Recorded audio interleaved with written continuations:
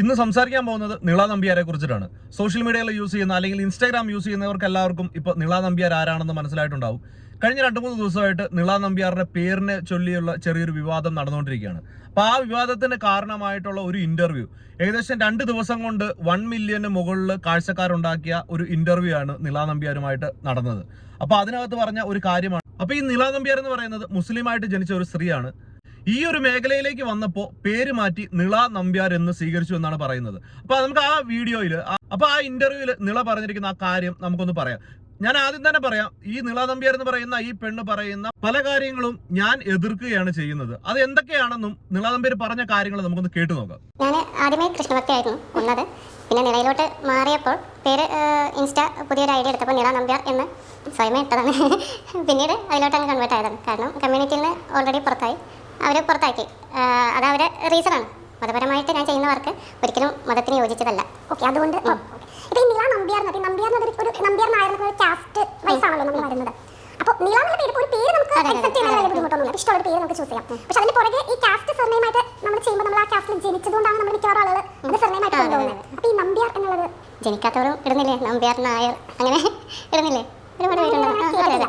ഞാൻ പറഞ്ഞത് എന്താണെന്ന് വെച്ചാൽ ഇപ്പോൾ ഞാൻ ഒരു കമ്മ്യൂണിറ്റിയിൽ ജനിച്ചു. എൻ്റെ അമ്മയും അച്ഛനും അവരൊക്കെ ആ ഒരു കാസ്റ്റിൽ വന്നതുകൊണ്ടാണ് ഞാൻ ആ പേര് അല്ലെങ്കിൽ ആ ജാതി പേര് എന്ന് പറയാം, അത് സർനെയിം നമ്മുടെ കൂടെ ചേർക്കുന്നത്. അത് നമ്മുടെ ഇഷ്ടമാണ്. അപ്പോൾ ഈ നമ്പ്യാർ എന്നുള്ള വാക്ക് വന്നുകൊണ്ടാണ് ഞാൻ ചോദിച്ചത്. അത് സെലക്ട് ചെയ്യാൻ എന്തെങ്കിലും പ്രത്യേക റീസൺ ഉണ്ടോ? നമ്മൾ ആനകൾക്ക് പേരിട്ടൊന്ന് ശ്രദ്ധിച്ചിട്ടുണ്ടോ? അവർക്ക് എപ്പോഴും ഹിന്ദു നെയിമാണ്. അതുപോലെ ഞാനും സ്വീകരിച്ചു. അവർക്ക് എന്തുകൊണ്ട് ഒരു മുസ്ലിം നെയിം ക്രിസ്ത്യൻ നെയിം ഇടുന്നില്ല? ആ പേര് മാറ്റിയതിനോട് ഞാൻ ഒരിക്കലും യോജിക്കുന്നില്ല. നിങ്ങളിപ്പോ മുസ്ലിം പേരിട്ടാലും ക്രിസ്ത്യൻ പേരായാലും ഹിന്ദു പേരായാലും നിങ്ങൾ ചെയ്യുന്ന തൊഴിൽ എന്താണെന്ന് നിങ്ങൾക്ക് വളരെ വ്യക്തമായിട്ട് അറിയാം. ഇപ്പൊ തന്നെ പോൺ ഇൻഡസ്ട്രിയിൽ ഒരുപാട് മുസ്ലിം പേരുകളുള്ള മുസ്ലിം ആയിട്ടുള്ള ആളുകളൊക്കെ ഉണ്ട്. അതിനൊന്നും ഇവിടെ ആരും എതിർപ്പ് പറയുന്നില്ല. അവർ എന്തെങ്കിലുമൊക്കെ കാണിച്ചോട്ടെ എന്ന് മാത്രമേ നമ്മൾ എല്ലാവരും ചിന്തിക്കുന്നുള്ളൂ. അല്ലാതെ പോണ് കാണുന്ന ഒരുത്തൻ ജാതി സർട്ടിഫിക്കറ്റ് നോക്കിയിട്ട് ഇതിപ്പോ മുസ്ലിമിന്റെ ആണല്ലേ ഞാൻ കാണത്തുള്ളൂ, അല്ലെങ്കിൽ മുസ്ലിമിന്റെ ആണെങ്കിൽ കാണത്തില്ല, ഹിന്ദുവിന്റെ ആണല്ലേ കാണത്തുള്ളൂ, അങ്ങനെയൊന്നുമില്ല. പോണ് കാണുന്നവൻ ആ ഒരു വികാരം മാറ്റാനായിട്ട് എപ്പോഴായാലും അത് കാണും. അപ്പൊ അതിനകത്ത് പേരിനൊന്നും വലിയ കാര്യമൊന്നുമില്ല. പിന്നെ നിങ്ങൾ പറഞ്ഞതുപോലെ ആനയ്ക്ക് പേരിടുന്ന പോലെ ആനയെന്ന് പറയുന്ന സാധനം അമ്പലങ്ങളിലാണ് ഏറ്റവും കൂടുതൽ ഉപയോഗിക്കുന്നത്. അതുപോലെ തന്നെ ആനനെ വാങ്ങിക്കുന്നതും അതിനെ വളർത്തുന്നതും ഹിന്ദു മതത്തിൽപ്പെട്ട ആളുകളാണ്. കാരണം എന്താണെന്ന് വെച്ച് കഴിഞ്ഞാൽ മുസ്ലിങ്ങൾ ഇപ്പൊ ചന്ദ്രക്കുളം പോലെയുള്ള വളരെ ചുരുങ്ങിയ ചില സ്ഥലങ്ങളിൽ മാത്രമാണ് ഈ പള്ളികളിൽ ആനയെ ഉപയോഗിക്കുന്നത്. അതുപോലെ തന്നെയാണ് ക്രിസ്ത്യൻ പെരുന്നാളുകളിലും മറ്റും ആനനെ ഉപയോഗിക്കുന്നതൊക്കെ വളരെ ചുരുക്കമായിട്ടുള്ള കാര്യമാണ്. അപ്പൊ ഈ ആനേനെ വളർത്തുക അതൊരു ബിസിനസ്സാണ്. അപ്പൊ തീർച്ചയായിട്ടും അവർക്ക് വളരെ വലിയൊരു ചെലവ് തന്നെയുണ്ട് ഈ ആനേനെ വളർത്താനും മറ്റുമൊക്കെ ആയിട്ട്. അപ്പൊ അങ്ങനെ ഇത്രയും ചെലവ് മുടക്കി ഒരു ആനേനെ വളർത്തിയിട്ട് ഒരു പെരുന്നാളിനോ അല്ലെങ്കിൽ ഒരു അമ്പലത്തിലോ കയറ്റാൻ പറ്റാത്ത രീതിയിൽ ഉണ്ടാകുകയാണെന്നുണ്ടെങ്കിൽ അവർക്ക് നഷ്ടമായിരിക്കും. അതുകൊണ്ട് തന്നെ അവര് എല്ലാവരും അതിപ്പോ നാളെ ഒരു മുസ്ലിം ഒരു ആനേനെ വളർത്തിയാലും അതിനൊരു മുസ്ലിം പേര് ഇടാനായിട്ട് സാധ്യത വളരെ കുറവാണ്. കാരണം അത് ഏത് പേരിലാണോ അറിയപ്പെട്ടത്. ഞാനിപ്പോ എന്റെ ഏറ്റവും അടുത്തുള്ള ആനയാണ് പാമ്പാട് രാജൻ. അദ്ദേഹം ഒരിക്കലും ആനേനെ കൊടുക്കുന്നു എന്നല്ല ഞാൻ പറയുന്നത്. മറ്റൊരു ആള് ഇപ്പൊ ആ ഒരു പേരിലുള്ള ഒരു ആനേനെ വാങ്ങിച്ചാൽ അതിന് ഉണ്ടാക്കിയെടുത്തൊരു പേരുണ്ട്, അതിനെ അങ്ങനെ തന്നെ നിലനിർത്തിക്കൊണ്ടേ മുന്നോട്ട് പോകത്തുള്ളൂ. അപ്പൊ അതും ഇതും തമ്മിൽ താരതമ്യം ചെയ്യുന്നതിനോട് ഒരിക്കലും അംഗീകരിക്കാൻ പറ്റത്തില്ല.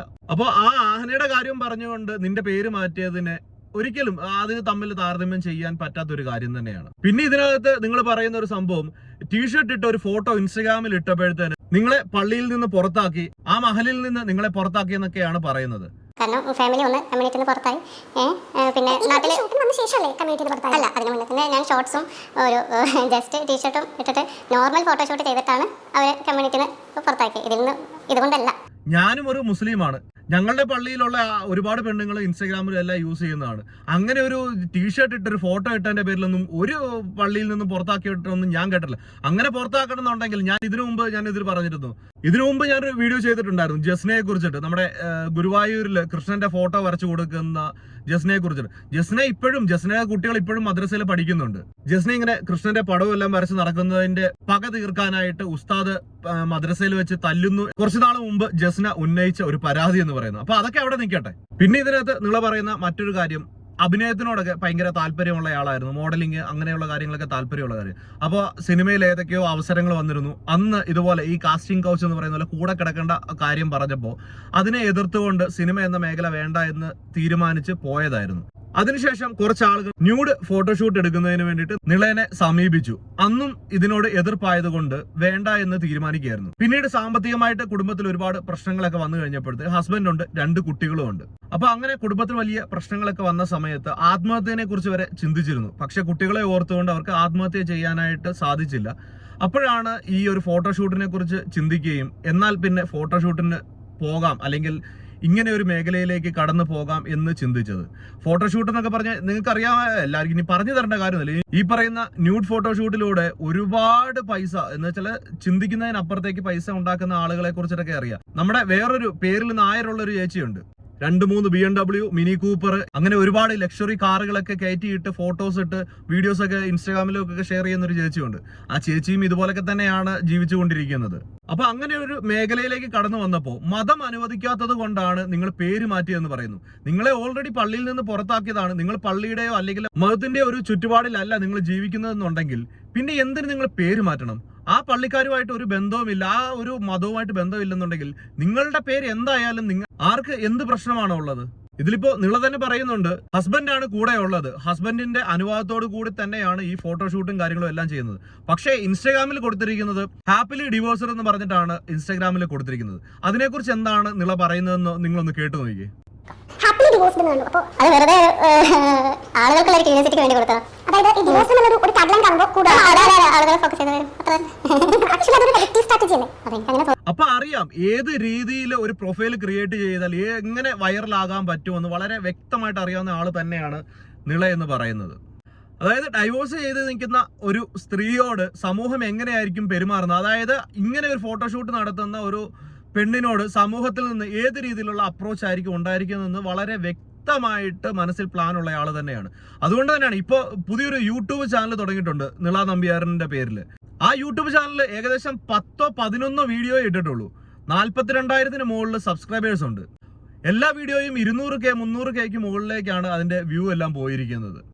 ഇതിന്റെ കൂട്ടത്തിൽ തന്നെ എനിക്ക് പറയാനുള്ള കാര്യം, നിള ഇതിനകത്ത് പറയുന്നുണ്ട് കുട്ടികൾക്കൊപ്പം വെളിയിലേക്ക് പോകാൻ സാധിക്കുന്നില്ല, വെളിയിലേക്ക് പോകുമ്പോൾ മാസ്ക് ഇട്ടിട്ടാണ് പോകുന്നത്. ഇത്രയും സപ്പോർട്ടിംഗ് ആയിട്ടുള്ള ഭർത്താവും കുട്ടികളും ഉള്ളപ്പോൾ നിങ്ങൾ ആരെ പേടിച്ചിട്ടാണ് ഈ മാസ്ക് ഇട്ടുകൊണ്ട് പോകുന്നത്? നാട്ടുകാരെ പേടിച്ചിട്ടോ? ഈ നാട്ടുകാരെല്ലാവരും നിങ്ങളുടെ വീഡിയോ കാണുന്ന അല്ലെങ്കിൽ നിങ്ങളുടെ ഫോട്ടോഷൂട്ട് കാണുന്ന ആളുകളാണെന്നുണ്ടെങ്കിൽ അവർ കാണുന്നുണ്ടല്ലോ, പിന്നെ നിങ്ങളെ എന്തിനു കുറ്റം പറയണം? നിങ്ങളെക്കാളും വലിയ പോൺ സ്റ്റാർ ആയിട്ടുള്ള സണ്ണി ലിയോൺ വന്നപ്പോഴത്തേന് കൊച്ചി നഗരം തന്നെ സ്തംഭിച്ച നാടാണ് നമ്മുടെ.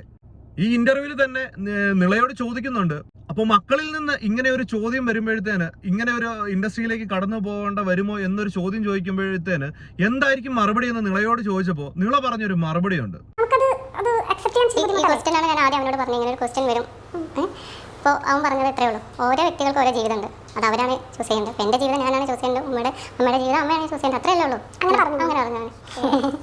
വിഷമമുണ്ടോ ഇങ്ങനെ എനിക്ക് ഈ കാര്യത്തിൽ എനിക്ക് വിഷമമൊന്നുമില്ല. അതായത് 14ാമത്തെ വയസ്സിൽ ഇത്രയും മഹത്തായ വാക്കുകൾ സംസാരിക്കാൻ കഴിയുന്ന ഒരു കുട്ടിയാണെങ്കിൽ ആ കുട്ടിയുടെ പക്വതയെ കുറിച്ച് നിങ്ങളൊന്ന് ആലോചിച്ച് നോക്കിക്കേ. നമ്മളൊക്കെ 14ാമത്തെ വയസ്സിൽ മറ്റേ ടയർ മൂന്തി റബ്ബർ തോട്ടത്തിൽ കൂടെ നടന്നിരുന്ന പ്രായമാണ്. അപ്പൊ അത്രയധികം പുരോഗമനമുള്ള ഒരു കുടുംബത്തിലാണ് നിങ്ങളിപ്പോ മുന്നോട്ട് പോയിക്കൊണ്ടിരിക്കുന്നത്. അപ്പൊ നിങ്ങൾ എന്തിന് ഭയക്കണം? നിങ്ങൾ എന്ത് മതത്തിനെ ഭയക്കണം? നിങ്ങൾ എന്തിന് നാടിനെ ഭയക്കണം? നാട്ടുകാരെ ഭയക്കണം? നിങ്ങൾ നിങ്ങളുടെ ഇഷ്ടത്തിന് ജീവിക്കുക. ഞാനിപ്പോഴും ആലോചിക്കുന്നത്, ആ കുട്ടി 14 വയസ്സിൽ ഇങ്ങനെയാണെന്നുണ്ടെങ്കിൽ ഒരു 30 വയസ്സൊക്കെ ആകുമ്പോഴത്തേന് എന്തുമാത്രം ഉയർന്ന ചിന്താഗതിയായിരിക്കും ആ പയ്യന്റെ എന്നൊക്കെ. അപ്പോൾ നിങ്ങൾ നിളയായാലും കുഴപ്പമില്ല, വേറെന്തോ പേര്, ഞാൻ മുസ്ലിം പേര്, നിങ്ങളുടെ പഴയ പേര് ഞാൻ മറന്നുപോയി. അപ്പൊ ആ പേരായാലും ഇവിടെ ആർക്കും ഒന്നുമില്ല. ഇവിടെ ഇപ്പോൾ പീസ് കാണണമെന്ന് തോന്നുന്നവൻ പീസ് കാണും, അതിനകത്ത് ജാതിയും ഇല്ല, മതവും ഇല്ല, ഒരു കോപ്പും ഇല്ല.